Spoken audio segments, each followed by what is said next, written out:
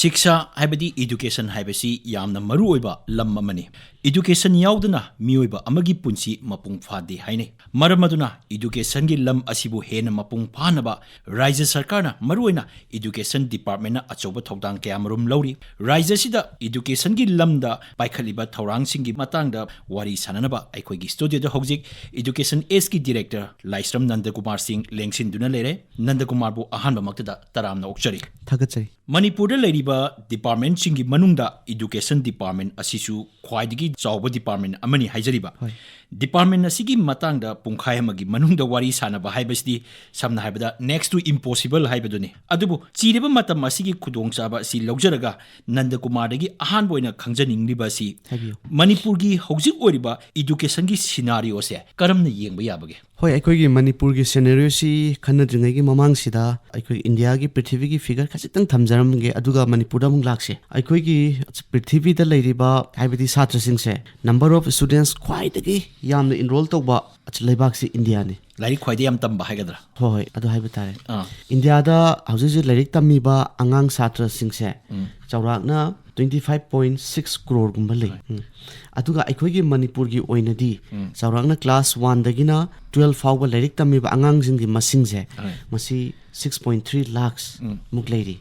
अखोइना education की scenario हाइना खनबा मतमसिदा अखोइगी एजुकेशन सी तोंगान तोंगानबा मैनेजमेंट ना रन तौरी हाइजरिबा खुदमोइना पंजाब तारगदी डिपार्टमेंट ऑफ एजुकेशन स्कूल्स अखोइना रन तौजरिबसे अखोइगी डिपार्टमेंट के मखादा पुन्ना स्कूल 1885 लेरी ट्राइबल वेलफेयर डिपार्टमेंट के मखादा ट्राइबल वेलफेयर याम चाउना स्कूलिंग सिस्टम सिदा contribute तौरी 962 schools Larry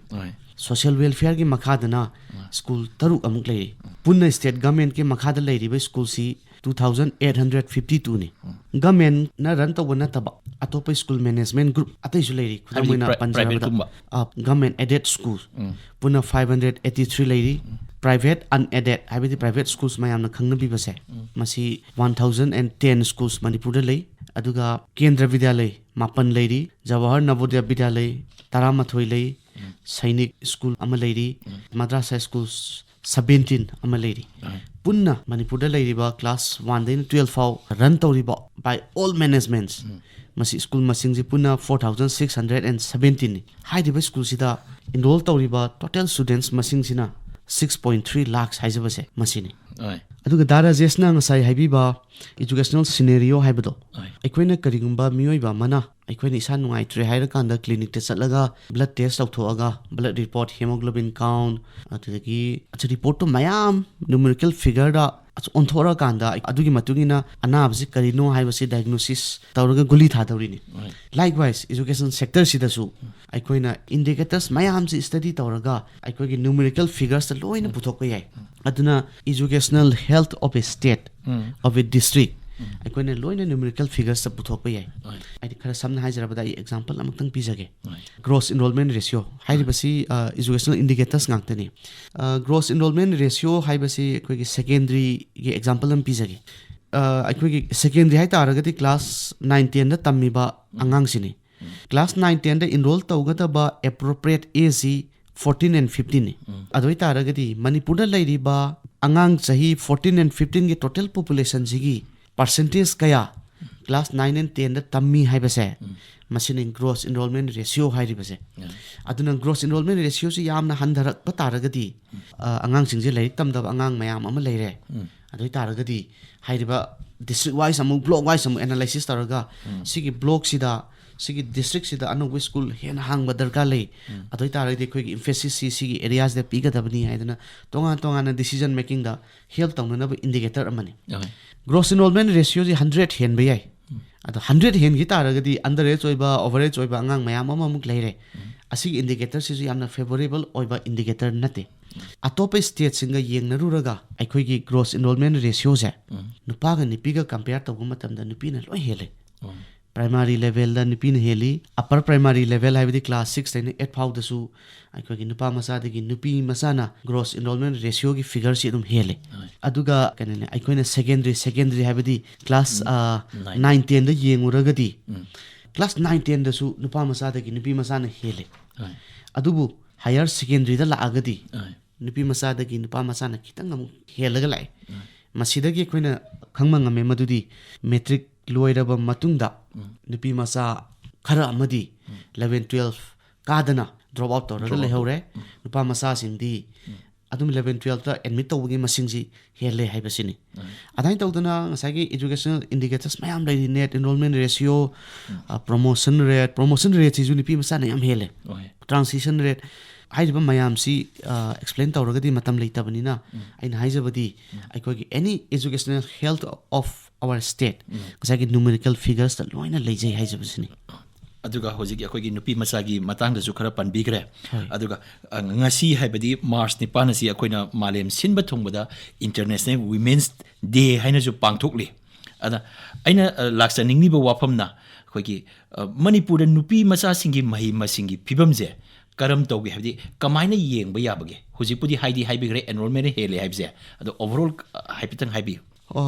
aina su ngasai haijakiba class 10 bhaudi whether primary level da oigera upper primary da oigera secondary da oigera gross enrollment ratio si nupa macha da nupi macha na loin hele which is very unlike with other states atop state da nupa macha na dum hele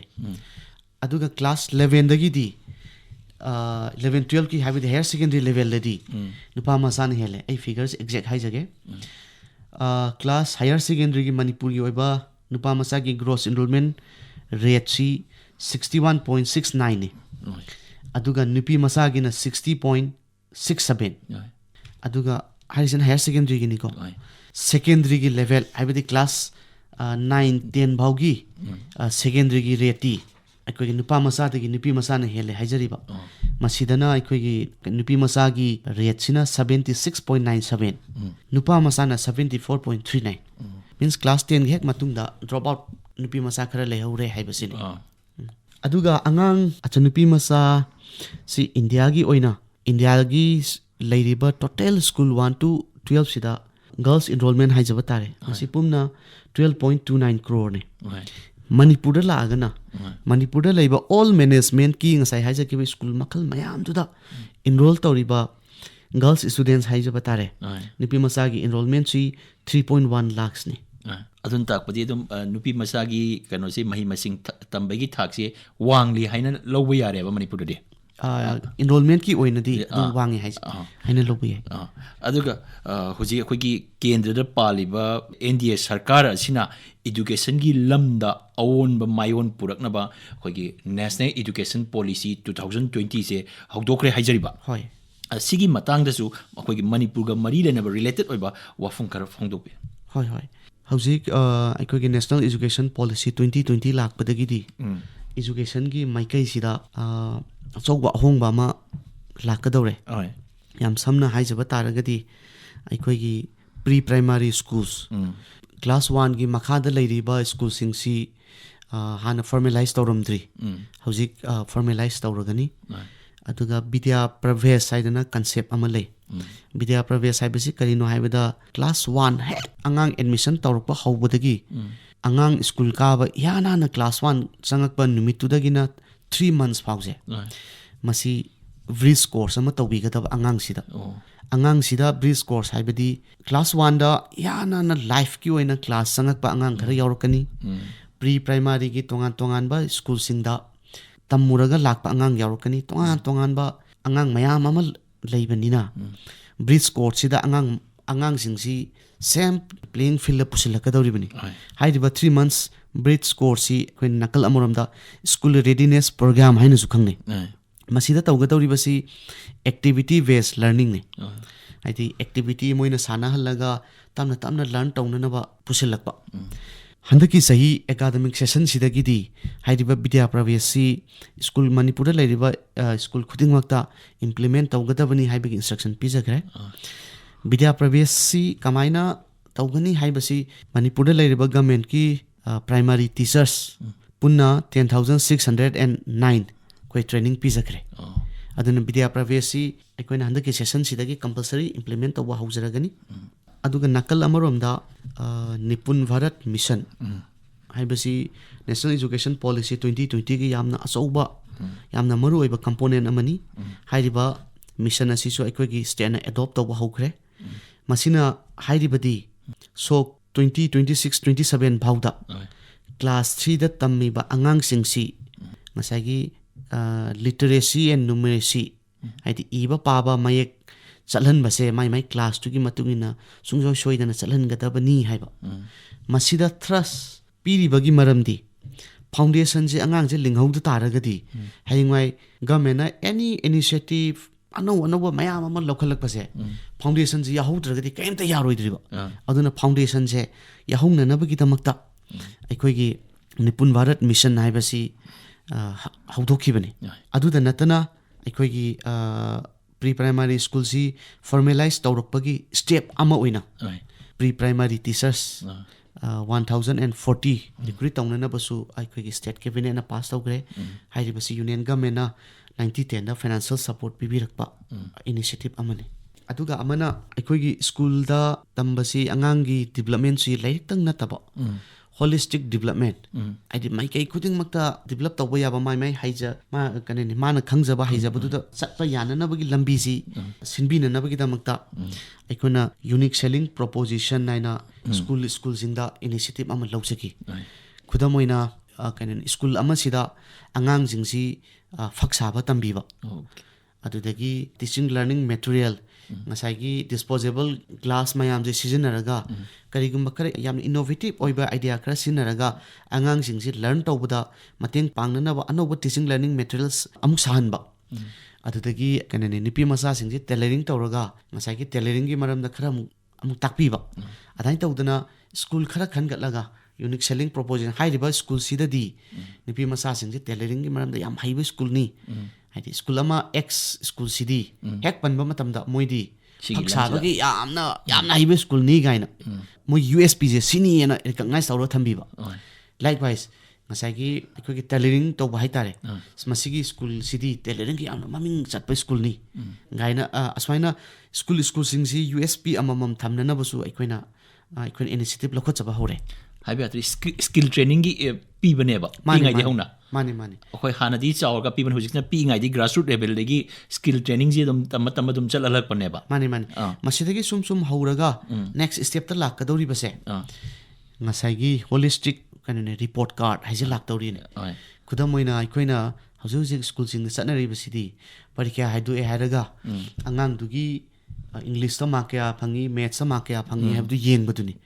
ꯑꯗꯣ holistic report ꯀꯥꯔꯗꯁꯤꯗꯗꯤ ꯑꯉꯥꯡꯁꯤꯒꯤ ꯇꯣꯉꯥꯟꯕ ꯁꯥꯟꯅꯕꯗ ꯍꯩꯕ꯭ꯔꯥ ꯗ꯭ꯔꯃꯥꯗ ꯍꯩꯕ꯭ꯔꯥ ꯍꯧꯖꯤꯛꯀꯤ USP ꯍꯥꯏꯔꯤꯕ ꯉꯁꯥꯏ ꯐꯤ ꯁꯥꯕꯗ ꯐꯛ ꯁꯥꯕದ ꯍꯩꯕ꯭ꯔꯥ ꯒꯥꯏꯁꯦ ꯔꯤꯄꯣꯔꯠ ꯀꯥꯔꯗꯁꯤꯗ ꯄꯨꯂꯞ ꯏꯟꯀꯣꯔꯄꯣꯔꯦꯠ ꯇꯧꯔꯛꯀꯗꯧꯔꯤꯕ ꯑꯗꯨꯒ ꯑꯃꯅ ꯑꯩꯈꯣꯏꯒꯤ ꯚꯣꯀꯦꯁꯅꯦꯜ ꯏꯖꯨꯀꯦꯁꯟꯁꯤ ꯅꯦꯁꯅꯦꯜ ꯏꯖꯨꯀꯦꯁꯟ ꯄꯣꯂꯤꯁꯤ 2020 ꯂꯥꯛꯇ꯭ꯔꯤꯉꯩꯗꯒꯤ ꯑꯩꯈꯣꯏ ꯃꯅꯤꯄꯨꯔꯗꯗꯤ ꯏꯝꯄ꯭ꯂꯤꯃꯦꯟ ꯇꯧꯕ ꯍꯧꯔꯦ ꯑꯗꯨꯕꯨ ꯈꯦꯟꯅꯕ ꯑꯃꯛꯇꯪꯗꯤ ꯍꯥꯟꯅꯗꯤ ꯀ꯭ꯂꯥꯁ 9ꯗꯒꯤ introduce ꯇꯧꯔꯝꯃꯤ ꯑꯗꯨꯕꯨ ꯅꯦꯁꯅꯦꯜ ꯏꯖꯨꯀꯦꯁꯟ ꯄꯣꯂꯤꯁꯤ 2020ꯅ ꯍꯥꯏꯔꯤꯕꯁꯤ ꯚꯣꯀꯦꯁꯅꯦꯜ ꯏꯖꯨꯀꯦꯁꯟꯁꯤ ꯅꯧꯔꯤꯕ ꯀ꯭ꯂꯥꯁ 6ꯇꯒꯤ ꯍꯧꯅ introduce ꯇꯧꯒꯗꯕꯅꯤ ꯍꯥꯏꯕꯁꯤꯅꯤ ꯍꯧꯖꯤꯛ ꯃꯅꯤꯄꯨꯔꯗ ꯂꯩꯔꯤꯕ ꯍꯥꯏ ꯁ꯭ꯀꯨꯜ 160ꯗ ꯚꯣꯀꯦꯁꯅꯦꯜ ꯏꯖꯨꯀꯦꯁꯟꯁꯤ ꯑꯩꯈꯣꯏ ꯏꯝꯄ꯭ꯂꯤꯃꯦꯟ ꯇꯧꯖꯔꯦ ꯃꯁꯤꯗ ꯏꯝꯄ꯭ꯂꯤꯃꯦꯟ ꯇꯧꯕꯗ ꯂꯩꯔꯤꯕ ꯇꯣꯉꯥꯟꯕ ꯇ꯭ꯔꯦꯠ ꯍꯥꯏꯕ ꯇꯥꯔꯦ ꯑꯗꯨꯗꯤ ꯈꯤꯇꯪ ꯄꯟꯖꯔꯕꯗ ITN ITES security health care beauty and wellness retail telecommunication tourism physical education media entertainment agriculture ꯍꯥꯏꯔꯤꯕ ꯃꯌꯥꯝꯁꯤꯅꯤ ꯑꯗꯨꯒ ꯑꯃꯅ ꯅꯦꯁꯅꯦꯜ ꯏꯖꯨꯀꯦꯁꯟ ꯄꯣꯂꯤꯁꯤ ꯂꯥꯛꯄꯗꯒꯤ ꯑꯅꯧꯕ ꯏꯅꯤꯁꯤꯌꯦꯇꯤꯚ ꯑꯃ ꯄꯥꯏꯈꯠꯆꯔꯦ ꯃꯗꯨꯗꯤ ꯁ꯭ꯀꯤꯜ ꯍꯕ ꯏꯅꯤꯁꯤꯌꯦꯇꯤꯚ ꯍꯥꯏꯕꯁꯤꯅꯤ ꯑꯩꯈꯣꯏꯅ ꯚꯣꯀꯦꯁꯅꯦꯜ ꯏꯖꯨꯀꯦꯁꯟ ꯍꯥꯏꯔꯒ ꯁ꯭ꯀꯨꯂꯤꯡ ꯁꯤꯁꯇꯦꯝꯁꯤꯗ ꯏꯟꯔꯣꯜ ꯇꯧꯔꯕ ꯁꯥꯇ꯭ꯔ ꯈꯛꯇꯪ ꯈꯟꯕ ꯅꯠꯇꯕ ꯁ꯭ꯀꯨꯂꯤꯡ ꯁꯤꯁꯇꯦꯝꯁꯤꯗ ꯂꯩꯇꯕ ꯗ꯭ꯔꯣꯞ ꯑꯥꯎꯠ ꯑꯣꯏꯅ ꯂꯩꯔꯕ ꯁ꯭ꯀꯨꯜꯒꯤ ꯃꯄꯥꯟꯗ ꯂꯩꯔꯕ ꯑꯉꯥꯡꯁꯤꯡꯁꯤꯁꯨ ꯑꯦꯗ꯭ꯔꯦꯁ ꯇꯧꯅꯅꯕ ꯍꯥꯏꯗꯅ ꯅꯤꯡꯊꯧꯈꯣꯡ ꯃꯣꯗꯦꯜ ꯍꯥꯌꯔ ꯁꯦꯀꯦꯟꯗꯔꯤ ꯁ꯭ꯀꯨꯜꯗ ꯉꯁꯥꯏꯒꯤ ꯁ꯭ꯀꯤꯜ ꯍꯕ ꯏꯅꯤꯁꯤꯌꯦꯇꯤꯚ ꯍꯥꯏꯔꯤꯕꯁꯤ ꯏꯝꯄ꯭ꯂꯤꯃꯦꯟ ꯇꯧꯖꯔꯦ ꯃꯁꯤꯁꯤꯅ ꯁ꯭ꯀꯨꯜ ꯑꯋꯥꯔ ꯃꯇꯝ ꯅꯠꯇꯕ ITN ITS ꯑꯃꯗꯤ ꯕ꯭ꯌꯨꯇꯤ ꯑꯦꯟड ꯋꯦꯜꯅꯦꯁ ꯍꯥꯏꯔꯤꯕ ꯇ꯭ꯔꯦꯠ ꯑꯅꯤꯁꯤꯗ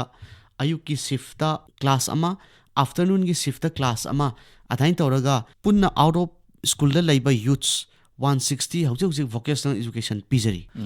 ꯑꯗꯨꯒ ꯍꯧꯖꯤꯛꯀꯤ ꯑꯩꯈꯣꯏꯒꯤ ꯅꯦꯁꯅꯦꯜ ꯏꯗꯨꯀꯦꯁꯟ ꯄꯣꯂꯤꯁꯤꯒꯤ ꯃꯈꯥ ꯇꯥꯔꯛꯄꯗ ꯑꯩꯈꯣꯏꯅ ꯍꯟꯗꯛꯇ prime ꯃꯤꯅꯤꯁꯇꯔꯅ ꯍꯧꯗꯣꯛꯈꯤꯕ Pradhan Mantri school four rising India PM3ꯁꯦ ꯃꯁꯤꯁꯦ ꯑꯩꯈꯣꯏ ꯃꯅꯤꯄꯨꯔꯗꯒꯗꯤ ꯑꯩꯈꯣꯏ ꯆꯠꯅꯕ ꯍꯧꯔꯕ꯭ꯔꯥ ꯃꯁꯤꯒꯤꯅ ꯀꯃꯥꯏꯅ ꯇꯧꯕꯅꯣ ꯑꯗꯨꯁꯨ ꯍꯥꯏꯕꯤꯌꯨ PM3ꯁꯤ ꯑꯩꯈꯣꯏꯒꯤ ꯌꯨꯅꯤꯌꯟ ꯀꯦꯕꯤꯅꯦꯠꯅ ꯁꯦꯞꯇꯦꯝꯕꯔꯒꯤ ꯇꯥꯡ 8 2022ꯗ ꯑꯩꯈꯣꯏꯅ ꯑꯦꯄ꯭ꯔꯨꯞ ꯇꯧꯈꯤꯕꯅꯤ ꯃꯁꯤ ꯑꯣꯜ ꯏꯟꯗꯤꯌꯥꯒꯤ ꯑꯣꯏꯅ PM3 ꯁ꯭ꯀꯨꯜꯁ ꯍꯥꯏꯅ ꯉꯁꯥꯏꯒꯤ 14,500 muk khangatlaga school exemplar school loina thamgadabani hasi hawbasi India gi ahanba phase da school khara khangat kani ani suba phase da khangat kani aduna masi 5 years ki phasing out tawraga implement tawgadaba initiative ne 5 years sida thampiri ba ngasai gi budget provision haiba tare masi 27,360 crore ne masida central share moina PB gani hairi sina 18,128 crore mata aduga le mauri basina state share school si ekoina plan saraga submit tawgra first phase da koi Manipur sungjoi soidani yauragani hausi je hawbodudi India gi any state ta hawdri first phase he khawrokpoduda Manipur da gi su school sama ga tare sungjoi soidani yauragani maramdi first phase gi plan sabagi recommendation duda ekoina official singna yam wana honaraga kanna hotnaraga ekoigi plan du saban nangre adana hausi appraisal tawraga 107 school city khangatlaga leire adu magi PM3 se yauna project 107 school budi Manipur gi haibire ko ada magi criteria ji kari oigadabna PM3 da khangadaba school se PM3 dagi khalakadaba school si ngasagi benchmark school laina ministry dagi tongana kanen benchmark school sing si khangatlaga lai aikoini school sing si khangatlaga thaba nate khangalakla benchmark school sing sigi sida tongan ma query hange query mayam ji school level lagi kan online da fill up tawr kadaba adudagi school level lagi online da fill up tawr matungda district level lagi am fill taw kadaba adudagi state level da am fill taw da online da loina aduga freeze tawraga last up 107 ji aikogi national level lagi khangat pani khangalakpagi criteria di angang masing kaya lay adudagi school gi campus size kaya no ngasagi content fajana sizinabra electricity fangbra oja kaya lay adagi train tawraba oja untrained teacher leiribra gaina tongan questionnaire mayam ama hangmase loina khoida data feeding tawraba matungda adagi khangalakani aduga masigi mayam da kendra sarkar nu thorang mayam ama paikhat piri ko aduga Manipur sarkar nu jo khogi school phagaranji mission guma mayam am paikale sigi school phagaranji gi mission je koi karamba mayon da hujik leiriba school phagaranji mission si yam seng haija taragadi khogi Manipur gi honorable chief minister ki brain child ne honorable chief minister na own initiative ta hawdokfi gi ba initiative amani PM3 housing hat haija ki bodo PM3 laktranga di school phagaranji mission khoi Manipur ri already chatnarga leigramni atopa state mayam amana khoi gi school phagaranji mission ji kamai tawge na hanga anga ikoina atum information pijai school phagaranji mission sida tawjari basi ngasai gi kendra 60 leiba sida kendra kudingi school amamam khangat laga kendra gi honorable MLA singna school se adopt ta hunmani masida aikoina in terms of infrastructure augment to biba oja watle oja awat padu loina pibiba hena pungning changsil laga hanba first phase ama complete tawbul loigre first phase ki result si khajekta haijage hairiba 60 first phase da complete tawgrab school sing si enrollment se masi 30.69% enrollment increase tawre hengale 60 school si total government school ngakani aduga 60 jigi manungda school kunundoi amadi enrollment si 500 taina 1000 bawle aduga school tara mari amadidi ngasai gi enrollment si 100% hengale aduga pass percentage su hana lerambadagi am hengale swain tawduna ngasai gi school phagaranji mission je masi yamna successful oiba initiative amani aina thamjagi ado enrollment hanadagi school phagaranji mission je paikhatri ngai ga adai paikhatla matungda kogi enrollment hengal ise karino oiba yabage masi aikoina hena high level school sing sida meeting sangsinba oza awat pa leire oza awat pagi samasya amuk lehendaba oza sing sida hena amuk training pibiba adudagi infrastructure awat pa sing tu already augment tawbiba kudamoina aikoigi government school la infrastructure angang di amna tamanga su classroom su taba adumagi problem leitaba nate high level schools khangalaba school sing sidadi sigumgi problem se lehendaba advai tawdani school se matam sana awat pa sing se address tawrubadagi di amadi honorable sing adudagi honorable minister honorable chief minister masana ꯑꯆꯧꯕ ꯃꯤꯠꯌꯦꯡ ꯄꯤꯕꯤꯔꯛꯄꯗꯒꯤꯗꯤ ꯍꯥꯏꯔꯤꯕ ꯉꯁꯥꯏꯒꯤ ꯑꯦꯆꯤꯞꯃꯦꯟꯁꯤ ꯐꯪꯕꯅꯤ ꯍꯥꯏꯕꯁꯤ ꯊꯝꯖꯒꯦ ꯑꯗꯨꯒ school ꯐꯒꯠꯍꯟꯁꯤ ꯃꯤꯁꯟꯁꯤꯗꯒꯤ ꯑꯩꯈꯣꯏ ꯑꯦꯟꯔꯣꯜꯃꯦꯟꯁꯤ ꯑꯩꯈꯣꯏ 30.69ꯁꯨ ꯌꯧꯔꯦ ꯍꯥꯏꯔꯦ ꯑꯗꯩ ꯑꯩꯈꯣꯏꯅ ꯁꯨꯝ ꯇꯥꯖꯕꯗ ꯑꯩꯈꯣꯏꯒꯤ ꯏꯗꯨꯀꯦꯁꯟ ꯃꯤꯅꯤꯁꯇꯔ ꯑꯩꯈꯣꯏꯒꯤ శ్రీ ꯊꯧꯅꯥꯎꯖꯝ ꯕꯁꯟꯇ ꯀꯨꯃꯥꯔꯁꯨ ꯑꯩꯈꯣꯏꯅ ꯑꯦꯁꯦꯝꯕ꯭ꯂꯤꯗꯁꯨ ꯅꯠꯇ꯭ꯔꯒ ꯑꯇꯩꯁꯨ ꯍꯥꯏꯕ ꯑꯩꯈꯣꯏꯒꯤ ꯄ꯭ꯔꯥꯏꯚꯦꯠ ꯁ꯭ꯀꯨꯜꯁꯤꯡꯒ ꯆꯥꯡꯗꯝꯅꯕ ꯉꯝꯅꯅꯕ ꯋꯦꯗꯔ ꯏꯠꯁ ꯀꯩꯅꯣ ꯌꯨꯅꯤꯐꯣꯔꯝꯗ ꯑꯣꯏꯔో ꯑꯃꯗ ꯑꯣꯏꯔോ ꯁꯤꯒꯤ ꯊꯧꯔꯥꯡ ꯀꯌꯥꯝꯁꯨ ꯂꯧꯈꯠꯂꯦ ꯍꯥꯏꯔꯦ ꯑꯗ ꯑꯩꯅ ꯍꯟꯗꯛ ꯇꯥꯖꯈꯤꯕꯗ ꯃꯥꯅ ꯂꯥꯎꯊꯣꯛꯄꯁꯤ ꯑꯩꯈꯣꯏꯒꯤ ꯑꯦꯇ꯭ꯔꯦꯛꯇꯤꯞ ꯑꯣꯏꯅꯕ ꯌꯨꯅꯤꯐꯣꯔꯝꯒꯤ ꯁꯤꯁꯇꯦꯝꯁꯤꯁꯨ ꯑꯃ ꯑꯑꯣꯟꯕ ꯑꯃ ꯄꯨꯔꯛꯀꯅꯤꯅ ꯃꯥꯅ ꯍꯥꯏꯈꯤꯕ ꯑꯃ ꯑꯩꯈꯣꯏ ꯇꯥꯖꯩ ꯁꯤꯒꯤꯁꯨ ꯈꯔ ꯍꯥꯏꯕꯤꯌꯨ ꯍꯥꯟꯅ ꯑꯩꯈꯣꯏꯒꯤ ꯀꯩꯅꯣꯅꯦ ꯒꯚꯔꯟꯃꯦꯟꯠ ꯁ꯭ꯀꯨꯜꯒꯤ ꯁꯥꯇ꯭ꯔꯁꯤꯡꯁꯤ ꯃꯁꯤꯗ ꯍꯥꯟꯅ ꯄꯤꯔꯝꯕꯁꯤ ꯀꯂꯔꯗꯒꯤ ꯋꯥꯏꯠꯀ ꯕ꯭ꯂꯨꯒ ꯁꯥꯔꯠ ꯇꯧꯔꯝꯕꯗꯨ ꯍꯦꯟꯅ ꯑꯉꯥꯡꯁꯤꯡꯗ ꯑꯦꯇ꯭ꯔꯦꯛꯇꯤꯞ ꯑꯣꯏꯅꯕ ꯀꯩꯅꯣꯅꯦ ꯆꯦꯛ ꯁꯥꯔꯠ ꯑꯣꯏꯅ ꯄꯤꯔꯁꯤꯅ ꯗꯤꯁꯤꯖꯟ ꯂꯧꯖꯕꯅꯤ ꯑꯩꯈꯣꯏ ꯑꯩ ꯗꯨꯟ ꯄꯥꯕ꯭ꯂꯤꯛ ꯁ꯭ꯀꯨꯜꯗ ꯇꯝꯖꯔꯛꯏ ꯑꯩꯈꯣꯏꯅ ꯁ꯭ꯀꯨल ꯇꯝꯃꯤꯉꯩꯗ ꯆꯦꯛ ꯁꯥꯔꯠꯁꯦ ꯁꯤꯖꯤꯟꯅꯔꯛꯑꯦ ꯑꯗꯨꯃꯥꯏꯅ ꯑꯉꯥꯡꯁꯤꯡꯅ ꯁ꯭ꯀꯨꯜ ꯀꯥꯔꯛꯄꯗ ꯉꯁꯥꯏꯒꯤ ꯌꯨꯅꯤꯐꯣꯔꯝꯁꯤ ꯆꯦꯛ ꯁꯥꯔꯠꯀ ꯇꯧꯔꯒ ꯋꯤꯠ ꯀꯟꯐꯤꯗꯦꯟꯁ ꯁ꯭ꯀꯨꯜꯗꯨ ꯂꯥꯛꯆꯅꯅꯕ ꯍꯥꯏꯕꯒꯤ ꯋꯥꯈꯜꯂꯣꯟꯗ ꯑꯅꯧꯕ ꯆꯦꯟꯖꯦꯁꯁꯤ ꯂꯥꯛꯆꯕꯅꯦꯅ ꯍꯥꯏꯗꯤ ꯊꯝꯖꯒꯦ ꯌꯨꯅꯤꯐꯣꯔꯝꯁꯤꯁꯨ ꯑꯉꯥꯡꯁꯦ ꯂꯥꯏꯔꯤꯛ ꯇꯝꯍꯟꯅꯤꯡꯕꯒꯤ ꯋꯥꯈꯜꯂꯣꯟꯗꯣ ꯍꯦꯟꯅ ꯄꯣꯛꯍꯟꯗꯣꯏꯅꯦꯕ ꯃꯥꯅꯦ ꯍꯥꯏꯔꯤꯕꯁꯤ ꯑꯣꯅꯔꯦꯕꯜ ꯏꯖꯨꯀꯦꯁꯟ ꯃꯤꯅꯤꯁꯇꯔ ꯁꯥꯔ ꯕꯁꯟꯇꯒꯤ ꯁꯖꯦꯁꯟ ꯑꯣꯟ ꯏꯅꯤꯁꯤꯌꯦꯇꯤꯚꯅꯤ ꯑꯗꯨ ꯍꯥꯏꯕ ꯌꯥꯗ꯭ꯔꯗꯤ ꯉꯁꯥꯏꯒꯤ ꯑꯩꯈꯣꯏꯒꯤ ꯃꯅꯤꯄꯨꯔꯒꯤ ꯂꯩꯔꯤꯕ ꯒꯣꯔꯃꯦꯟ ꯁ꯭ꯀꯨꯜꯁꯤꯗ ꯑꯩꯈꯣꯏꯒꯤ ꯃꯌꯥꯝꯁꯦ ꯍꯦꯟꯅ ꯆꯤꯡꯁꯤꯜꯂꯛꯅꯕ ꯄꯥꯟꯗꯝ ꯑꯃꯅꯦꯕ ꯑꯗꯨꯒ ꯑꯃꯒ ꯃꯍꯥꯛꯅ ꯃꯤꯅꯤꯁꯇꯔꯅ ꯍꯥꯏꯕ ꯑꯩꯈꯣꯏꯅ ꯇꯥꯕ ꯑꯃꯒ ꯇꯥꯖꯈꯤꯕ ꯍꯥꯏꯒꯗ꯭ꯔꯥ ꯃꯅꯤꯄꯨꯔꯗ ꯂꯩꯔꯤꯕ ꯁ꯭ꯀꯨꯜꯁꯤꯡꯁꯦ ꯑꯩꯈꯣꯏꯒꯤ ꯑꯃꯨꯛꯇꯗ ꯆꯠꯂꯒ ꯗꯥꯏꯔꯦꯛꯇꯔꯅꯕꯨ ꯑꯣꯏꯔꯦ ꯃꯤꯅꯤꯁꯇꯔꯅꯕꯨ ꯑꯣꯏꯔꯦ ꯀꯃꯤꯁꯅꯔꯅꯕꯨ ꯑꯣꯏꯔꯦ ꯌꯦꯡꯁꯤꯟꯕꯗꯤ ꯉꯝꯗꯕꯅꯤꯅ ꯃꯐꯝ ꯑꯃꯗꯒꯤ ꯀꯟꯇ꯭ꯔꯣꯜ ꯇꯧꯔꯒ ꯌꯦꯡꯕ ꯉꯝꯅꯕ ꯑꯩꯈꯣꯏꯒꯤ ꯃꯥꯅ ꯍꯥꯏꯔꯤꯕꯁꯦ ꯑꯩꯈꯣꯏꯒꯤ ꯀꯟꯇ꯭ꯔꯣꯜ ꯑꯦꯟ ꯀꯃꯥꯟ ꯁꯦꯟꯇꯔ ꯍꯥꯏꯕ꯭ꯔꯥ ꯀꯩꯅꯣꯃ ꯑꯗꯨꯒꯤ ꯃꯁꯤꯒꯤꯁꯤ ꯍꯧꯔꯕ꯭ꯔꯥ ꯀꯃꯥꯏ ꯇꯧꯒꯦ ꯑꯗꯨꯁꯨ ꯍꯥꯏꯕꯤꯌꯨ ꯀꯟꯇ꯭ꯔꯣꯜ ꯑꯦꯟ ꯀꯃꯥꯟ ꯁꯦꯟꯇꯔꯁꯤ ꯑꯣꯄꯔꯦꯁꯅꯦꯂꯥꯏꯁ ꯇꯧꯅꯅꯕ ꯏꯅꯤꯁꯤꯌꯦꯇꯤꯚ ꯂꯧꯈꯠꯆꯔꯦ ꯑꯩꯈꯣꯏ ꯃꯁꯤ ꯀꯃꯥꯏꯅ ꯇꯧꯒꯗꯕꯅꯣ ꯍꯥꯏꯕꯗ ꯏꯖꯨꯀꯦꯁꯟꯁꯤ ꯑꯇꯣꯞꯄ ꯗꯤꯄꯥꯔꯠꯃꯦꯟꯠꯀ ꯈꯔ ꯈꯦꯠꯅꯕ ꯂꯩ ꯈꯦꯠꯅꯕ ꯂꯩꯕꯗꯤ ꯊꯣꯡ ꯁꯥꯕ ꯍꯥꯏꯕꯁꯤꯗꯤ ꯊꯣꯡ ꯁꯥꯔꯦꯅ ꯍꯦꯛꯇ ꯌꯦꯡꯉꯒ ꯍꯦꯛꯇ ꯎꯏ ꯏꯖꯨꯀꯦꯁꯟꯁꯤꯗꯤ ꯍꯥꯏꯔꯤꯕ ꯁ꯭ꯀꯨꯜ ꯑꯦꯁꯤꯗ ꯑꯣꯖꯥ ꯑꯁꯨꯛ ꯊꯥꯈ꯭ꯔꯦ ꯌꯥꯔꯦꯅ ꯂꯩꯊꯣꯛꯄ ꯌꯥꯗꯦ ꯃꯔꯝꯗꯤ ꯑꯣꯖꯥꯁꯤꯅ ꯀ꯭ꯂꯥꯁꯔꯨꯝꯁꯤꯗ ꯂꯥꯏꯔꯤꯛ ꯇꯥꯛꯏꯕ꯭ꯔꯥ ꯇꯥꯛꯇꯕ꯭ꯔꯥ ꯑꯣꯖꯥꯅ ꯇꯥꯛꯄꯤꯔꯤꯕ ꯂꯥꯏꯔꯤꯛꯁꯤ ꯑꯉꯥꯡ 50 ꯂꯩꯕꯒꯤ ꯃꯅꯨꯡꯗ ꯑꯉꯥꯡ ꯀꯌꯥꯅ ꯑꯟꯗꯔꯁꯇꯦꯟ ꯇꯧꯏ ꯀꯌꯥꯅ ꯑꯟꯗꯔꯁꯇꯦꯟ ꯇꯧꯗꯦ ꯍꯥꯏꯕꯁꯦ ꯑꯩꯈꯣꯏꯅ ꯃꯣꯅꯤꯇꯔ ꯇꯧꯕ ꯉꯝꯗꯦ ꯍꯧꯖꯤꯛ ꯐꯥꯎꯕꯗ ꯊꯥꯔꯠ ꯑꯣꯖꯥ X ꯍꯥꯏꯔꯤꯕ ꯁ꯭ꯀꯨꯜꯁꯤꯗ ꯑꯣꯖꯥ 20 ꯄꯣꯁꯇꯤꯡ ꯄꯤꯈ꯭ꯔꯦ ꯉꯁꯤ ꯄꯨꯡ 1 ꯇꯥꯕ ꯃꯇꯝꯁꯤꯗ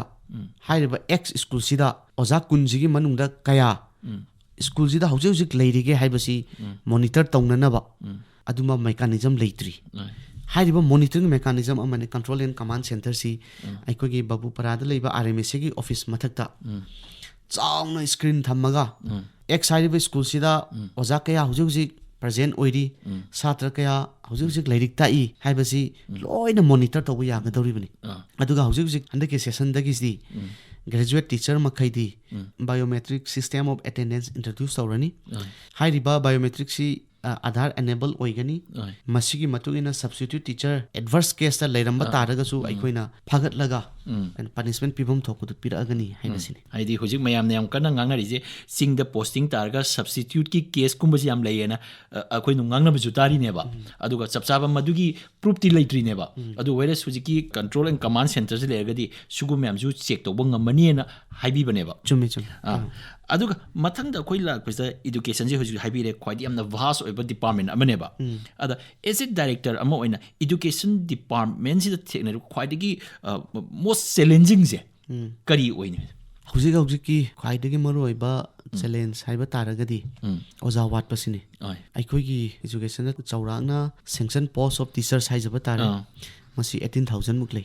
अदुगा टीचर्स इन पोजीशन हुजिक लैरिबा ओजा सिंगसिना 10500 नि अदुना ओजा लिसिंग तरे चंगा मु वाटलगा लैबनिना सात्रदि हेंगलक्तौबा आइदि कोइना यामना पोटेंशियल एनरोलमेंट यामना लैबा स्कूल मयाम लै ओजा थाजिनबा ngamdaba सिगी अचौबा समस्या सिदा अइखोइना कने गवर्नमेंट स्कूल खरददि एनरोलमेंट वांगदबदु वांगबा ngamdaba ngasai पोटेंशियल एनरोलमेंट यामना लैजरगसु कैप्चर तौबा ngamdaba अदुगुम्बा सि लैरि सेकेंड दा infrastructure leitaba education si concurrent list yaupa item amani aduna main aikhogi budget id resource haijaba tare masi central government ta gisu lai state budget ta gisu lai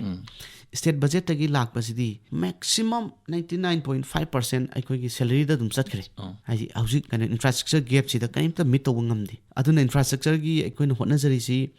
ministry da gi through Samagra Siksada annual work plan and budget plan saraga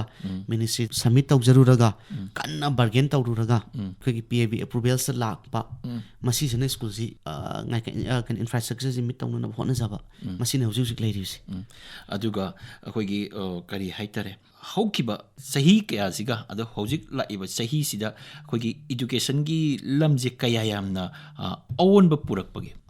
hojik awon ba khara di dum ubadi phange haibasi ai education department ta leijabagi haijabadi nachade school fagaran si mission da cover tawriba school sing si school sing da leiriba color ama school amaga chap manarani aduna hek yengbada adum school sing si attractive oirani angang sing school je hek yawbada school kaning bagi